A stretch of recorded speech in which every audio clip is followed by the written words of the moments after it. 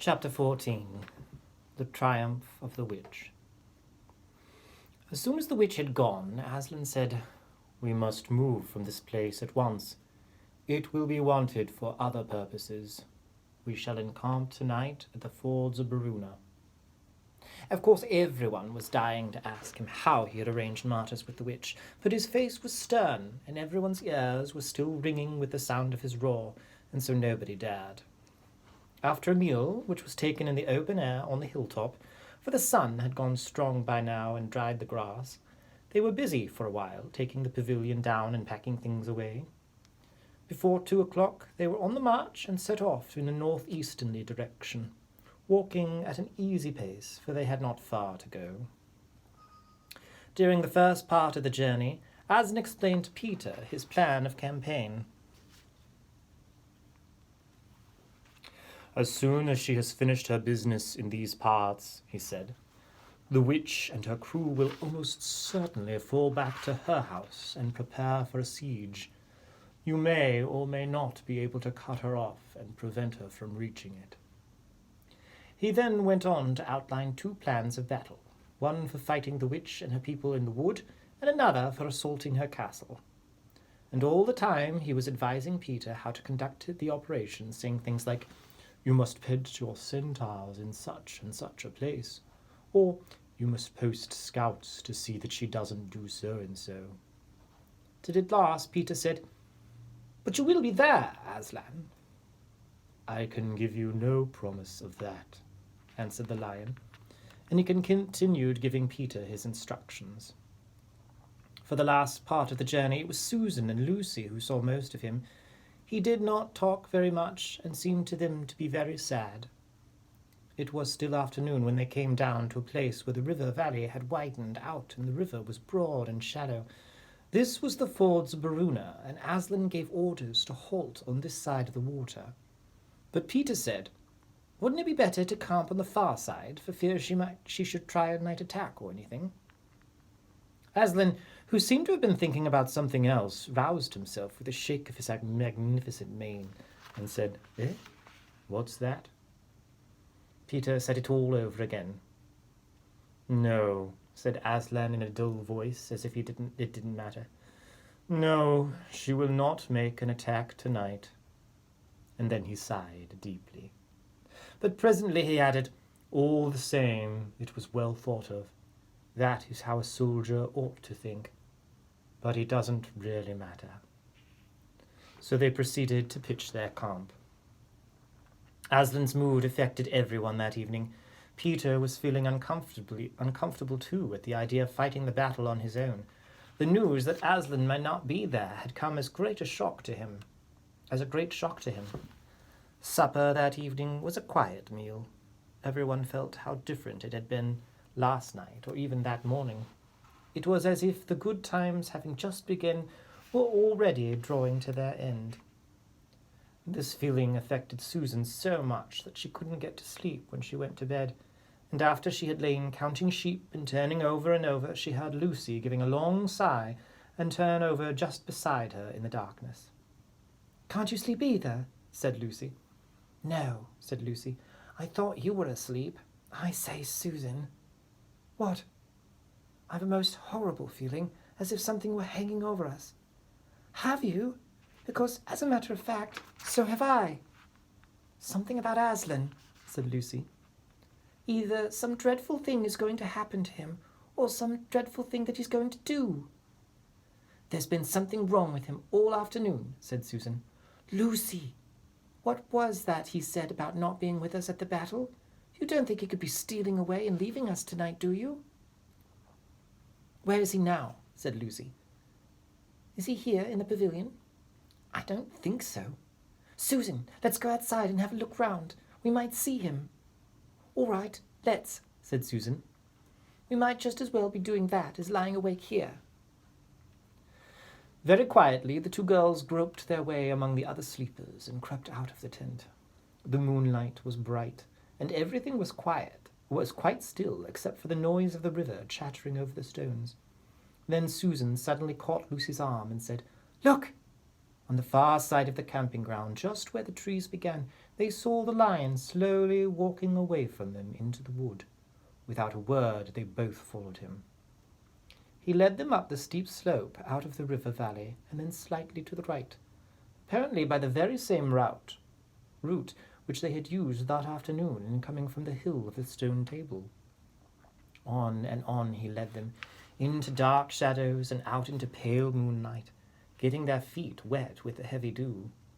He looked somehow different from the Aslan they knew.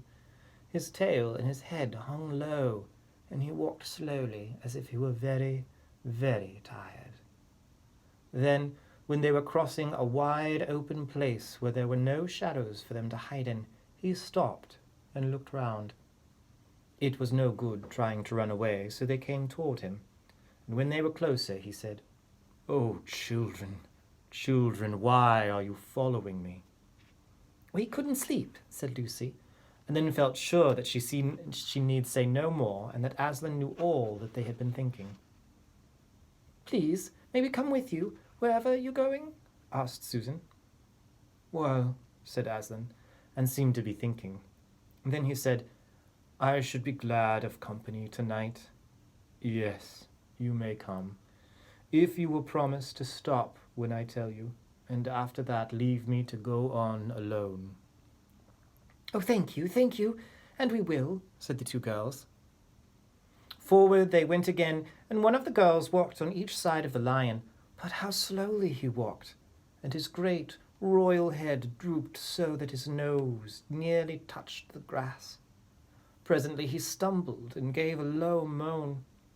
"Aslan, dear Aslan," said Lucy, "what is wrong? Can't you tell us?"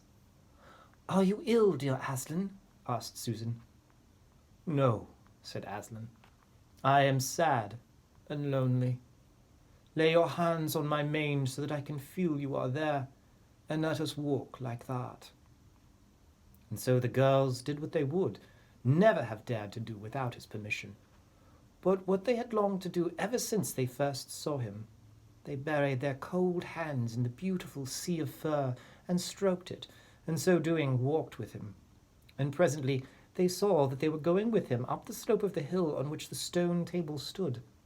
They went up at the side where the trees came furthest up, and when they got up to the last tree, it was one that had some bushes about it, Aslan stopped and said, "Oh, children, children, here you must stop, and whatever happens, do not let yourselves be seen. Farewell." And both the girls cried bitterly, though they hardly knew why, and clung to the lion and kissed his mane and his nose and his paws and his great sad eyes. And then he turned from them and walked out on to the top of the hill, and Lucy and Susan, crouching in the bushes, looked after him, and this is what they saw. A great crowd of people was standing all round the stone table, and though the moon was shining, many of them carried torches which burned with evil-looking red flames and black smoke. But such people!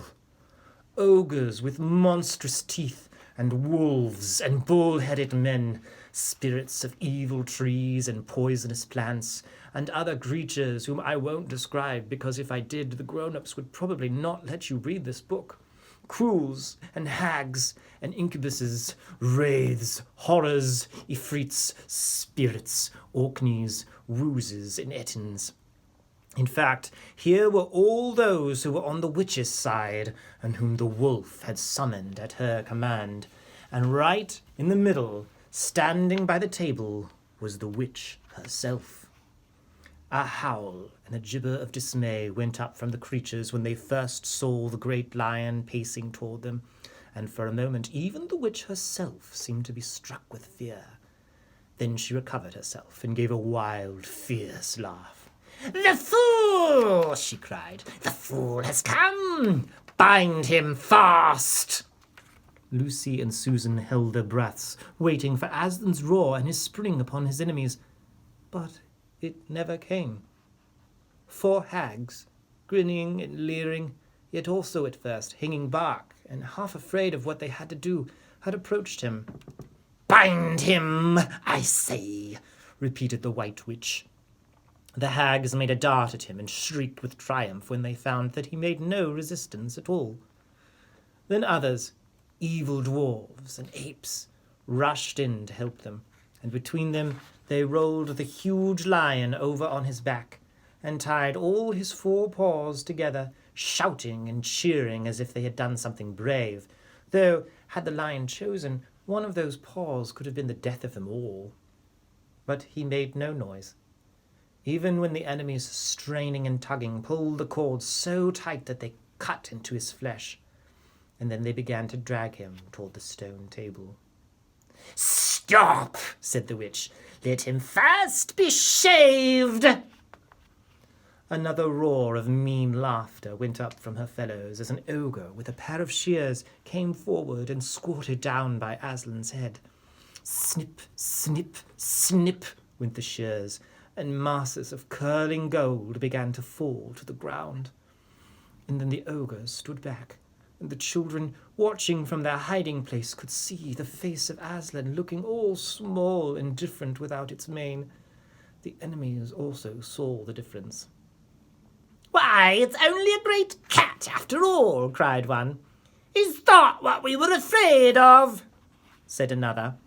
And they surged round Aslan, jeering at him, saying things like, "Puss, puss, poor pussy," and "How many mice have you caught today, cat?" and "Would you like a saucer of milk, pussums?" "Oh, how can they?" said Lucy, tears streaming down her cheeks. "The brutes, the brutes!" For now that the first shock was over, the shorn face of Aslan looked, to her, braver and more beautiful and more patient than ever. "Muzzle him," said the witch. And even now, as they worked about his face, putting on the muzzle, one bite from his jaws would have cost 2 or 3 of them their hands. But he never moved. And this seemed to enrage all that rabble. Everyone was at him now. Those who had been afraid to come near him even after he was bound began to find their courage, and for a few minutes the 2 girls could not even see him, so thickly was he surrounded by the whole crowd of creatures, kicking him, hitting him, spitting on him, jeering at him. At last the rabble had had enough of this. They began to drag the bound and muzzled lion to the stone table, some pulling and some pushing. He was so huge that even when they got him there, it took all their efforts to hoist him onto the surface of it. Then there was more tying and tightening of cords. "The cowards," sobbed Susan. "Are they still afraid of him, even now?" And when once Aslan had been tied, and tied so that he really was a mass of cords, on the flat stone a hush fell on the crowds. 4 hags, holding 4 torches, stood at the corners of the table, and the witch bared her arms as she had bared them the previous night, when it had been Edmund instead of Aslan. And then she began to whet her knife. It looked to the children, when the gleam of the torchlight fell on it, as if the knife were made of stone, not of steel, and it was of a strange and evil shape. At last she drew near and stood by Aslan's head. Her face was working and twitching with passion, but his looked up at the sky, still quiet, neither angry nor afraid, but a little sad. And then just before she gave the blow, she stooped down and said in a quivering voice, "And now, who has won? Fool! Did you think that by all this you would save the human traitor? Now I will kill you instead of him, as our pact was, and so the deep magic will be appeased. But when you are dead, what will prevent me from killing him as well? And who will take him out of my hand then? Understand that you have given me Narnia forever. You have lost your own life, and you have not saved his. In that knowledge, despair and die." The children did not see the actual moment of the killing. They couldn't bear to look, and had covered their eyes.